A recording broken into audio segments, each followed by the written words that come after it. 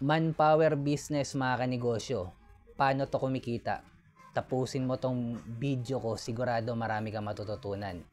Ito yung mga hindi ko alam nung nagsisimula pa lang ako magnegosyo. Kung nagninegosyo ka naman na, malamang isa to sa dahilan kung bakit hindi lumalaki ang negosyo mo. By the way, ako nga pala si Jepoy, isang negosyante. Isa rin akong DJ. Kung kailangan nyo palang DJ sa club, sa bar, sa event, message lang kayo dito sa page ko or comment lang kayo. Bilang negosyante, meron na akong 10 taon na karanasan na pagkalugi sa pagninegosyo. Tunay na negosyo lang mga kanegosyo tulad ng sari-sari store, barbecuean, bilyaran, rental. Manpower, paano to kumikita? Ito muna kwento mga kanegosyo. Way back 2015, nung nagsimula akong magnegosyo ng sari-sari store, naitayo ko yung sari-sari store ko mga kanegosyo kung saan ako, malapit kung saan ako graduate ng college. Graduate po ako ng Marketing Management sa TIP Cubao, Technological Institute of the Philippines, Quezon City po mga kanegosyo. Nagbo-boarding house lang ako noon. At pag-graduate ko ng college, hindi na rin ako umalis sa boarding house ko hanggang nag-work ako.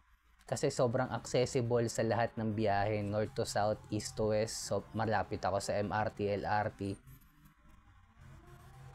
After ko mag-work ng ilang taon din as a sales representative, gusto ko talaga magnegosyo Kumbaga, hindi masama ang pagtatrabaho pero ako, gusto ko kasi talaga pasukin yung mundo ng pagninegosyo. So, nag-resign ako sa work ko. At tinayo ko yung sari-sari store ko malapit lang sa boarding house ko.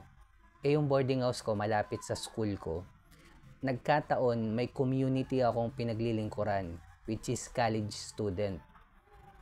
Naging tambayan yung sari-sari store ko ng mga college student. At pang-anim akong sari-sari store mga kanegosyo na nakapaligid sa TIP. Alam ko rin yung mga presyo ng kalaban ko. At laging mahal yung benta ko kumpara sa mga kalaban kong sari-sari store. Mahal ako magbenta ng 2, 3 piso, 5 piso. Pero yung serbisyo ko malupit naman mga kanegosyo.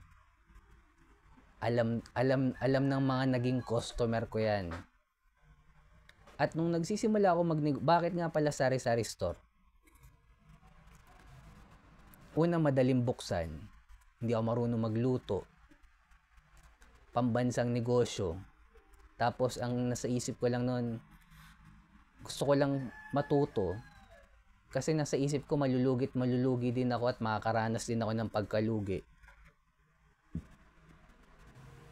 Ito na lang muna sa kahit sari-sari store, kahit wala akong alam sa pagsasari-sari store. Mas madali naman magbukas ng sari-sari store kaysa naman karinderya.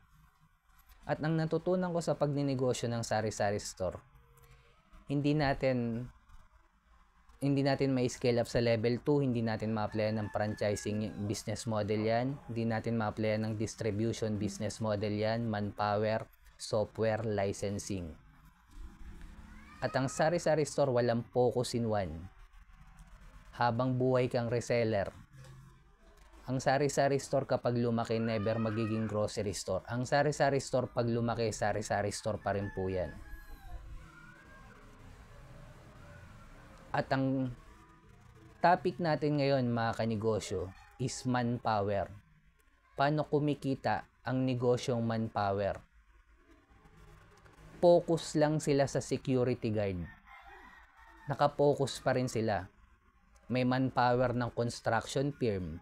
May manpower ng naghahanap ng mga DJ, may manpower ng security guard. Sila yung, may mga company na naghahanap ng security guard.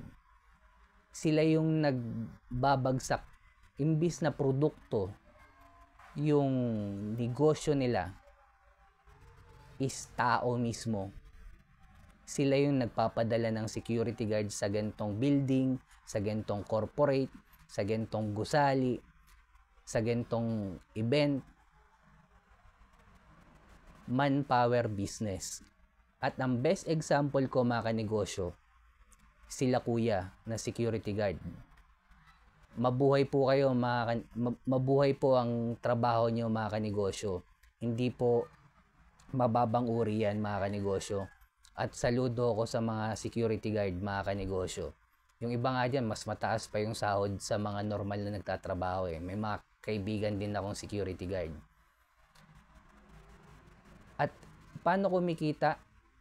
Yung may-ari ng manpower, yung may-ari ng agency ng security guard, every time na nagpapadala siya ng manpower sa, halimbawa, corporate, may porsyento siya doon.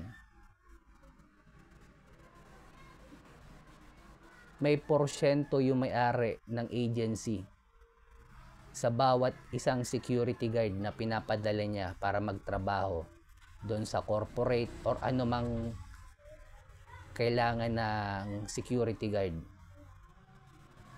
Sa tao mismo siya kumikita. Parang school. Yes, mga kanegosyo. Ang school is manpower business. Ititrain kayo na maging empleyado. Yes, may mga business course. Pero eventually, tinitrain pa rin kayo para magtrabaho. Ang school po is manpower business pa rin. Kumita na sila sa inyo. At pag graduate mo, pag naging sikat ka, meron pa silang porsyento. Paano? Halimbawa, sumikat ka. E di dala-dala mo yung school eh. E di pati yung school, may pre-advertisement. Hindi man pera, pero may pre-promotion pa rin sila sa'yo. Ang school po mga kanegosyo is manpower business. Level 2 po yan. At dyan tunay na kumikita yung mga negosyante mga kanegosyo. Pag na-scale up mo yung negosyo mo sa level 2 business. Kaya kung nagsisimula ka pala magnegosyo, sikapin mo mag-focus in one, hanapin yung community ng mayaman, scale up sa level 2 business model yan. Pang-apat, kailangan na natin gumawa ng original content. At kung umabot ka sa dulo na video na to, subscribe ka naman sa akin, heart mo na rin to, comment ka lang, sabihin mo manpower. Bilang negosyante, kung dumadanas tayo ng pagsubok or struggle, wag natin kalimutan mag-pray kahit anong religion natin. Ingat tayong lahat. Peace.